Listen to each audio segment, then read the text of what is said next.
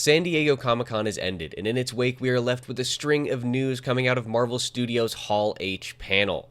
Over the weekend, we learned who Giancarlo Esposito will be playing in Captain America: Brave New World, Fantastic Four gets a name update, and the Russo brothers are returning to direct Avengers 5 and 6. And with them, they're bringing back the man who started it all.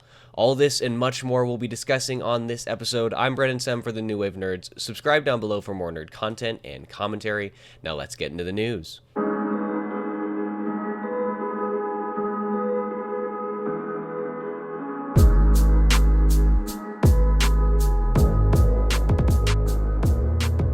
Alright, we're going to go chronologically here by movie release date, so that means we're going to begin with Captain America: Brave New World.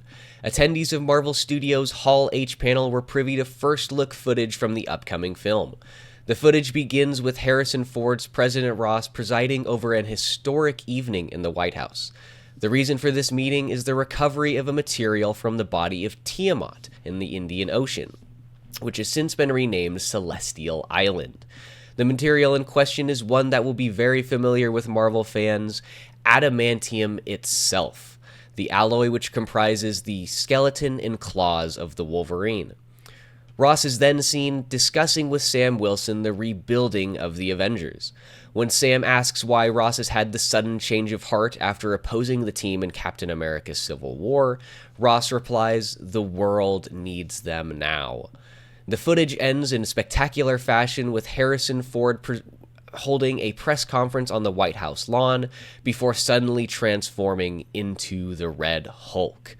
Now, this footage sounds truly epic, but this isn't the only news that we got from Captain America: Brave New World. In addition to this, we also learned who Giancarlo Esposito will be playing in the film. So why don't we hear it from why don't we hear the words from the man himself? Here we have Esposito speaking at SDCC. Guessing going about who I really am, but to be with this cast, especially Anthony Mackie, who brings it every single time in every way that he possibly can. Can I say it? I am. Can I say it? I can say it. Wow. Can finally unleash it. I am the king of the Serpent Society. I am Seth Volker, Sidewinder. Sidewinder, you heard it there, folks. Giancarlo Esposito will be playing the King of the Serpent Society. Now, this is definitely a bit of a weird pick, not one that I don't think anybody really guessed. So this sort of, maybe Giancarlo wasn't talking out of his butt when he said that nobody was going to be able to get it. I didn't see anybody suggesting Sidewinder, mostly because the costume that he wears in the comics is incredibly different from that which we see in the film. Most people believe that he would be playing GW Bridge, George Washington Bridge, an ex-SHIELD agent. Personally, I still maintain that Esposito would have been amazing as Norman Osborn, but alas, what are you gonna do? Now, to hear how this character is going to differ a little bit from the comic, I have a statement and an exclusive interview with Entertainment Weekly by Esposito himself. Esposito says, "I like it because he's a complicated guy who didn't start in a nefarious way. He came to this in a different way, which hopefully will unfold. I like it for me because you've seen me play certain villainous characters who use their brain, who are great at dictating what to do and how to do it. I like Sidewinder because he's a physical guy. He's got to go toe-to-toe with his physicality, and he knows how to use the tools of his trade. So he's someone who plays against some of the things in the comic that you might think could be true." Now, that's interesting.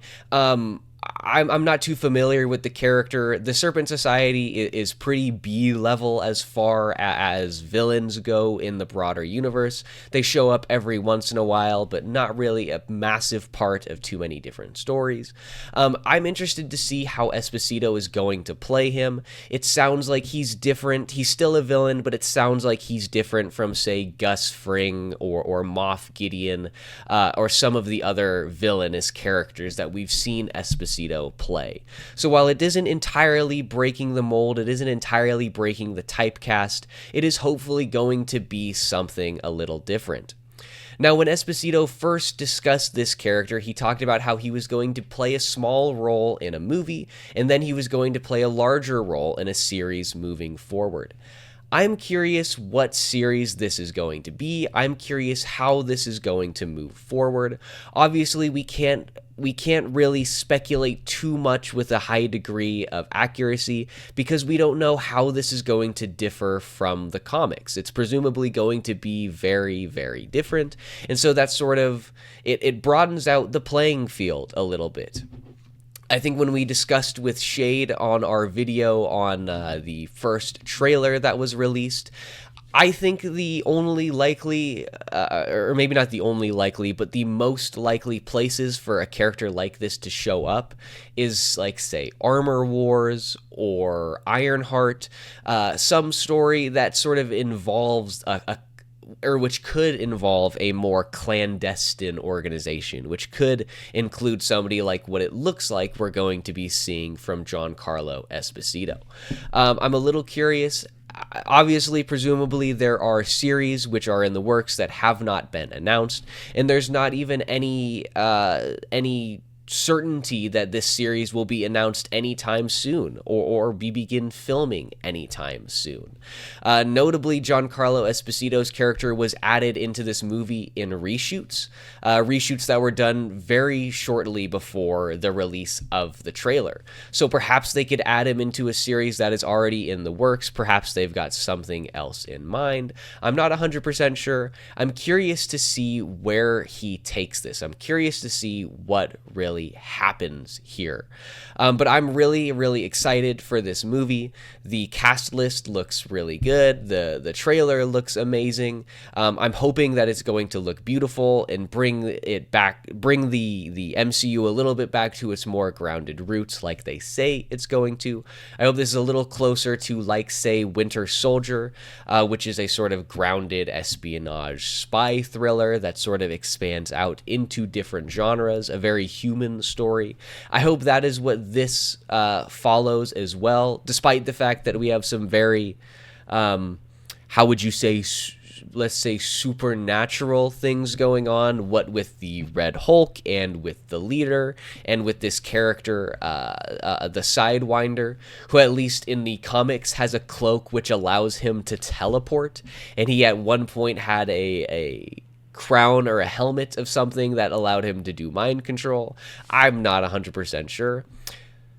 Actually, now that I mention that, I didn't even think of this earlier, but perhaps that's how they set up Sidewinder in the future, right? Maybe Sam Wilson is distracted by dealing with the Red Hulk, and so Sidewinder goes to clean up whatever's going on with the leader, and he somehow gets access to powers or technology that allows him to, much like the leader, control the minds of others. I think that could be really interesting, and that's definitely a way to move this character forward. You set him up as not necessarily the antagonist of this film, but a sort of tertiary character, and in this film, which sets up, him to be the villain of a series. Maybe that could be really interesting. But as of how all of this is going to play out, we're just going to have to wait until February 14th of 2025, which is when Captain America Brave New World will be released. Let me know down in the comments if you are excited for this, if you're interested to see Giancarlo Esposito play the Sidewinder, or like me, if you would have liked to have seen him play something else. I'm not 100% sure, but let me know down below. Now onto the Thunderbolts, which also showed fans exclusive first look footage of the upcoming film. The footage shows Florence Pugh's Yelena approaching the door of David Harbour's Red Guardian and asking if he feels fulfilled. When he says he does and asks why she's come, Yelena replies, "There's something wrong with me, an emptiness." The footage then shows Yelena throwing herself into her work, going on assignments, and even getting into conflict with John Walker's U.S. agent and Ghost. The trailer then shows a brief look at Lewis Pullman's Sentry before switching back to multiple fight scenes, an explosion sequence, and Yelena even jumping off a roof. The footage then shows much playful banter between Yelena, Alexei, and the rest of the group, but unfortunately the trailer did not provide any clarification as to the purpose of the asterisk in the title. In fact, Kevin Feige is continuing to keep tight-lipped about the fact and refuses to divulge any information whatsoever. There's been much speculation in among the community that perhaps the Thunderbolts signifies that the Thunderbolts is simply a working title for the film, and it will be revealed during the film itself that it will be titled The Dark Avengers or something along those lines. I think that would be really, really interesting to see. I've discussed The Dark Avengers beforehand. Mostly I'm interested to see this storyline simply because I think it would be fascinating to see a Norman Osborn through this lens. It would be interesting to see somebody who isn't just the cackling, maniacal Green Goblin, but to see somebody who is a little bit more grounded and down to earth, somebody who is more of a politician than a supervillain. Of course, they are still a villain. Of course, he's still up to no good. In the Dark Avengers storyline, he takes on the mantle of Iron Patriot and puts on the armor himself. And I think that would be something really, really interesting to see. Now, originally, this film has gone through a bit of a tumultuous pre-production stage. There have been a couple reshoots. The original screenwriter left and somebody else was brought on to do a new treatment because the original script felt like it put too much focus on the characters from Black Widow. So hopefully the film we have now is going to be a bit more of an ensemble piece, or at the very least we get to see Sebastian Stan a lot, who is the character that I'm most excited to see in this. I want to see the Winter Soldier outside of what we see him outside of Captain America. I think that would be really, really interesting, and I want to see how we take this and move this forward. I'm also really interested in seeing how the filmmakers portray Lewis Pullman's Sentry, how we see Robert Reynolds in the MCU. I think that would be incredibly fascinating. The Sentry is a super, super interesting character. He is one of the most powerful beings in the entire universe. In World War Hulk, it is Sentry who is the only person who can basically beat the Hulk into a partial pulp so that Bruce can be reached and the conflict can be resolved. So I think it's going to be really, really interesting. This is a character who is a little bit insane. He's got some mental health issues here, and so I'm curious to see how we take this forward and how we pull this into the broader MCU. I think this is going to be really, really fun, and it's one that I absolutely cannot wait to see. But presumably, as to what the meaning of the asterisk is, we will just have to wait until the film is released on May 5th, 2025. Let me know down below, what do you think the asterisk means? Do you think it's a bait and switch and it's going to be a Dark Avengers or some other title? Do you think it's there was a rumor that the Thunderbolts is the working title for the group itself, and they didn't like the name, and it was Thunderbolt Ross who was championing that name. I think since then it has been confirmed that there is a difference, a delineation between Thunderbolt Ross and the Thunderbolts group. They are not heavily connected, so perhaps that is not quite as likely.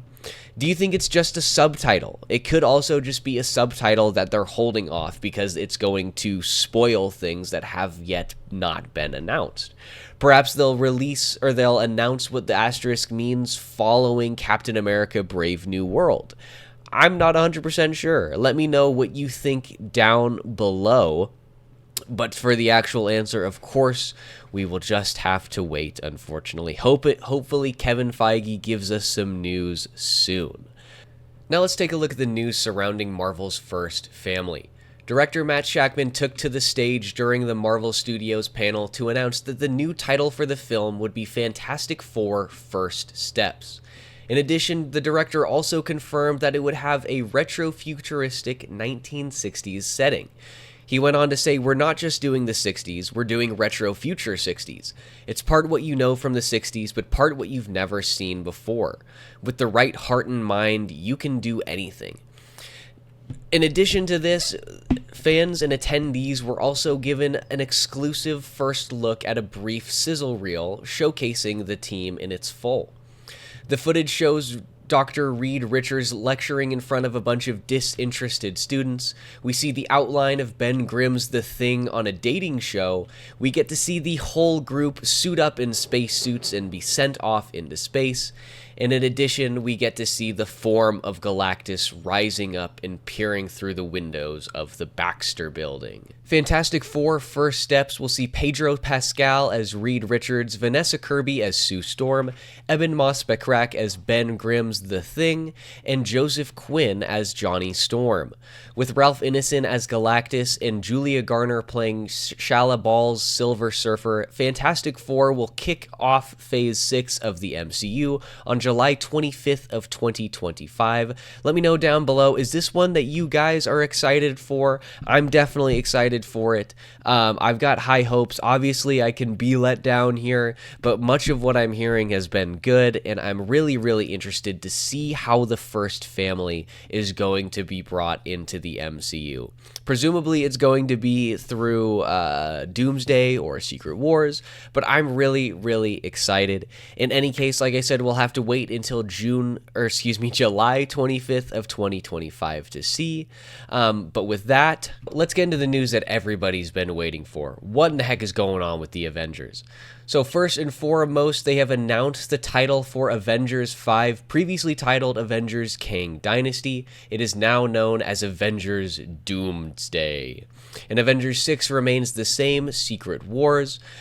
We've heard rumors for quite a while that they were going to transition to Doctor Doom following the ouster of Jonathan Majors as Kang.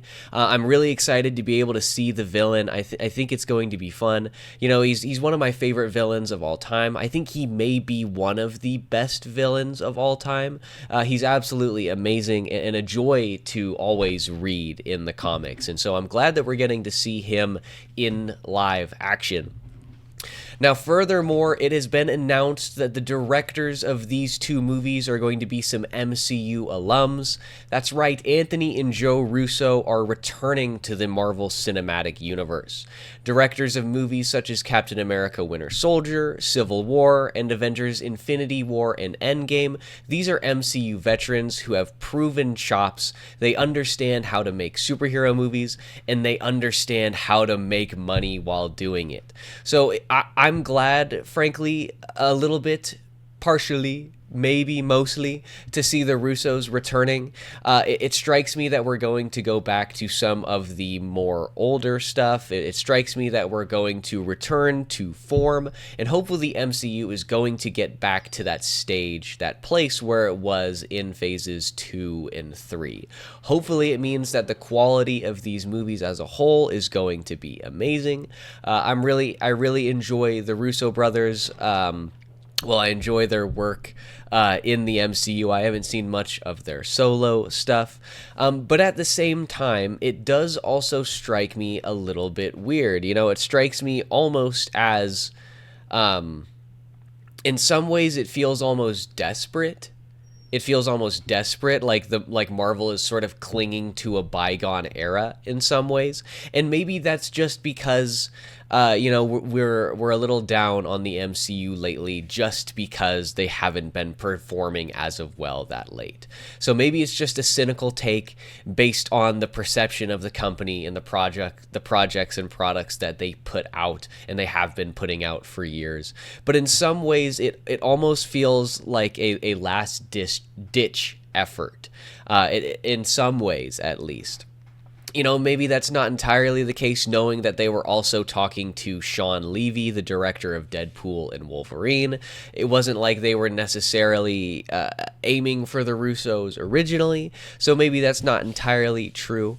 I think overall, this is a good change. This is a good thing. I think overall, this is going to be a net positive for the MCU and for these movies as themselves. I think that means that the writing and the cinematography, the direction is all going to hopefully be good. Hopefully it means that these movies are going to actually matter and mean something and have an impactful story and bring in other characters, right? Like in the episode where I discussed the Russo brothers being in early talks back before it had been confirmed, I talked about how I think that the two of them do a really, really good job when it comes to ensemble movies. Obviously, with Civil War and Infinity War and Endgame, those are all ensemble movies. Winter Soldier, not so much, but the other ones definitely. And I think they were very fair with the screen time that they allotted to other people.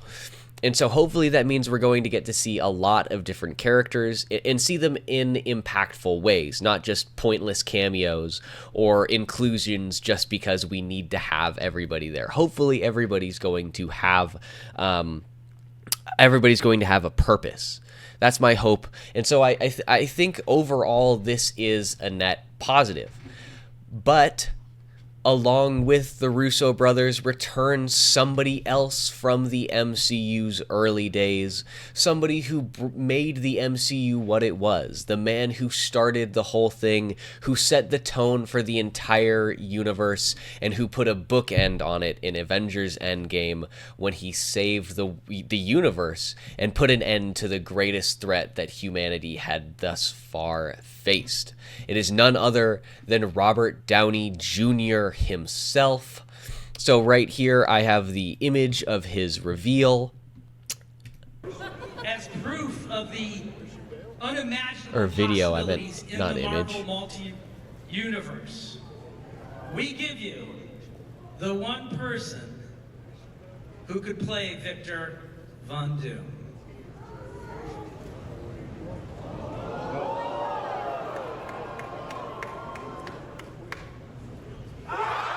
And bam, there we go, the reveal.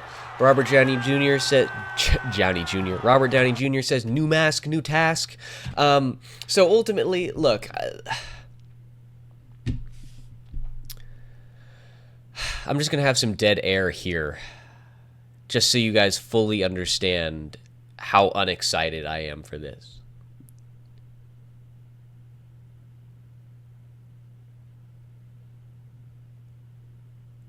That's probably about enough. That's probably about long enough. I am not excited for this at all. That's right, Robert Downey Jr. is returning, but he's not returning as Iron Man. He's returning as Doctor Doom, the primary villain for Avengers Doomsday. Now this, as excited as I am to see Doctor Doom, as excited as I am to bring this character in, this was definitely not the way to do it. This was not the way to do it in any way, shape, or form. Victor Von Doom is one of the greatest villains of all time. Maybe he's not top 5, but he's definitely top 10. He's definitely top 10. This is a man who deserves respect. This is a character who is the perfect foil for Marvel's first family. This is somebody who deserves to be introduced in an epic and glorious fashion as a character in their own right. Not as Robert Downey Jr., not as a money grab, not to reignite interest in the franchise.